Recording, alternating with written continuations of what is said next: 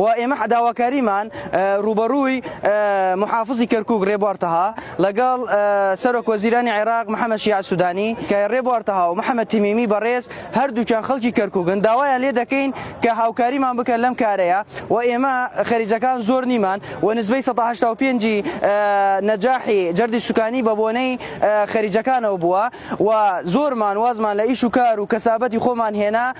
تاوكو بو نجاح بوني بو ناجح بوني أم جردي السكانية كلا كركوكا كرا وإما حاليا داوا دكين تنها لعقد مؤقتي وبكرين عقد دائمي وخوتنا زانا لصالي بنزاو حوتوا جردي السكاني بهيج شيء لكركوك نكراوا ياخذ العراق نكراوا بويا استا ل 2024 نسبة نجاحي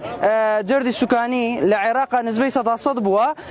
ونسبة نجاحي خريجة كان ببجداري خريجة كان ونسبة 85% خريجة كان نجاحت يعني ناوبي